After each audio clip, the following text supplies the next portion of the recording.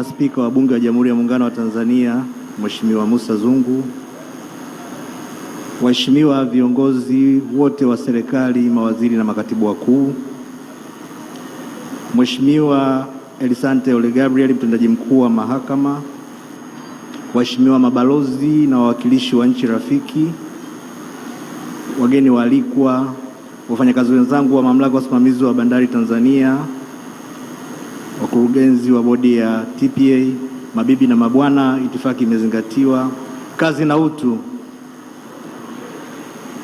Mheshimiwa Rais, kabla ya kuanza kuwasilisha taarifa ya mradi, naomba nianze kwa kumshukuru Mungu mwingi wa rehema kwa kutujalia afya njema iliyotuwezesha kukutana katika hafla hii ya uendelezaji wa bandari ya Dar es Salaam. Hivi leo tunashuhudia mwendelezo wa jitihada za dhati za serikali yako za kuendeleza bandari yetu kupitia mradi huu wa ujenzi wa matanki ya kupokelea na kusambaza mafuta. Kwa niaba ya bodi ya wakurugenzi, management na watumishi wa Mamlaka ya Usimamizi wa Bandari Tanzania, tunayo furaha kubwa sana kupata heshima hii ya wewe binafsi kutenga muda wako na kuja kuweka jiwe la msingi la mradi huu ambao unatarajiwa kuleta mageuzi makubwa sana katika upokeaji na usambazaji wa mafuta nchini.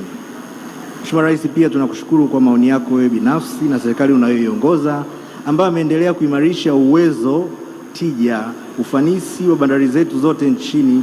Tunakushukuru sana Mheshimiwa Rais. Mheshimiwa Rais, serikali yako ya awamu ya 6 kupitia Mamlaka ya Usimamizi wa Bandari iliingia mkataba na wakandarasi wa BIA ambao ni kampuni ya China Railway Major Bridge Engineering pamoja na Huan Engineering za kutoka nchini China kwa ajili ya usanifu na ujenzi wa matenki 15 ya kupokelea mafuta na kusambaza wenye gharama ya shilingi za Kitanzania bilioni 678.6 ikijumuisha kodi ya ongezeko la thamani. Mheshimiwa Rais, fedha zote hizi zinatolewa na serikali yako kupitia Mamlaka ya Usimamizi wa Bandari Tanzania. Mheshimiwa Rais, serikali ya awamu ya 6 kupitia TPA ilianza kwa kuingia mkataba wa kazi wa ujenzi wa mradi huu kwa kipindi cha miezi 24 na mhandisi mshauri wa kampuni ya Hatibu Alami akishirikiana na kampuni za wazawa za Projmos pamoja na Nova Consult Company, ambapo mkataba huu wa mhandisi mshauri ulikuwa na thamani ya bilioni 23.2.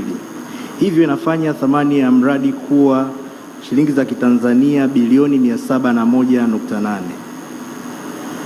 Mkandarasi pamoja na mhandisi mshauri walikabidhiwa eneo la mradi mnamo tarehe 16 Agosti 2024 baada ya kukamilika kwa hatua za kumpata mhandisi mshauri, na kazi ilianza rasmi tarehe hiyo. Mradi huu umepangwa kutekelezwa kwa kipindi cha miezi 24 pamoja na muda wa miezi 12 wa kipindi cha kutazama ambapo ni defect liability period. Mheshimiwa Rais, ili kuepuka athari ambazo zingeweza kujitokeza katika mnyororo mzima wa upokeaji na usambazaji wa mafuta nchini, mradi huu ambao unaendelea sasa ni sehemu ya kwanza na tunategemea utakuwa na sehemu ya pili. Utekelezaji wa mradi huu kwa sehemu ya kwanza unafanyika katika viwanja namba 1 mpaka 4 Kitalo Q, Tungi, Kigamboni, eneo hili ambalo tupo hapa Dar es Salaam.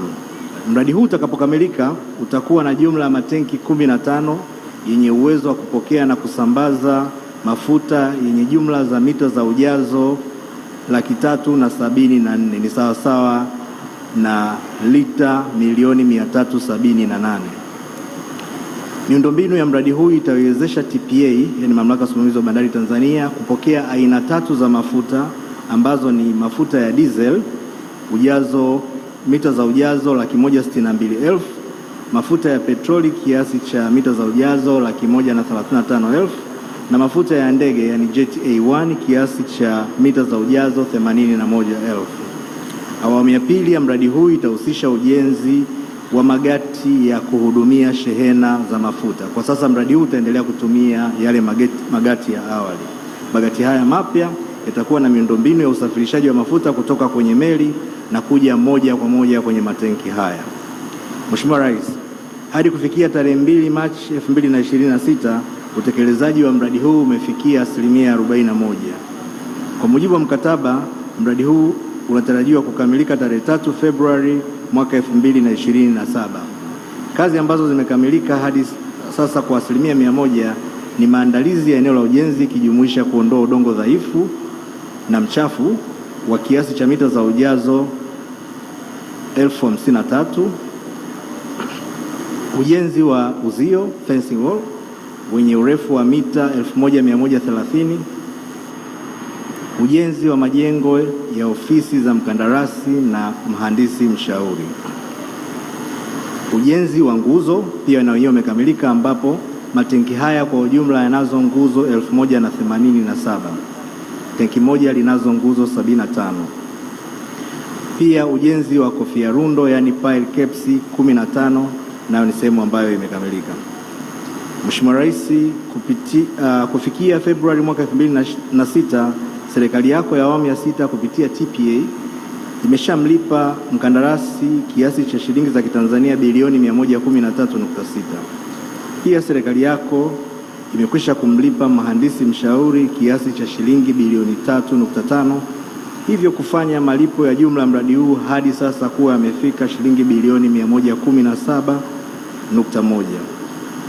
Fedha zote zilizolipwa kwa mkandarasi na mshauri mwelekezi zimetolewa na serikali yako kutoka kwenye ziada ambayo imepatikana baada ya Mamlaka ya Usimamizi wa Bandari kushirikisha sekta binafsi katika uendeshaji wa bandari ya Dar es Salaam, lakini pia kukusanya wafiji ambako ushirikishaji wa sekta binafsi umepunguza gharama za uendeshaji kwa kiwango kikubwa, ambacho kimetuwezesha sisi kuweza kufanya mradi huu pamoja na miradi mingine katika bandari ya Mtwara, katika bandari ya Mbamba Bay, Mwanza, Bukoba, lakini na maeneo mengine ya bandari ya Dar es Salaam.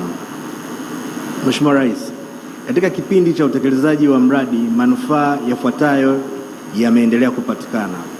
Mradi unapoendelea kwa sasa, Mheshimiwa Rais, mradi umeweza kutoa ajira kwa wananchi wa eneo la mradi na maeneo ya jirani, ambapo mpaka sasa ajira za moja kwa moja zilizozalishwa kwa wazawa ni 279, na kati ya zote ajira 325 pia zinatolewa, kati ya ajira 325 zinazotolewa katika mradi huu.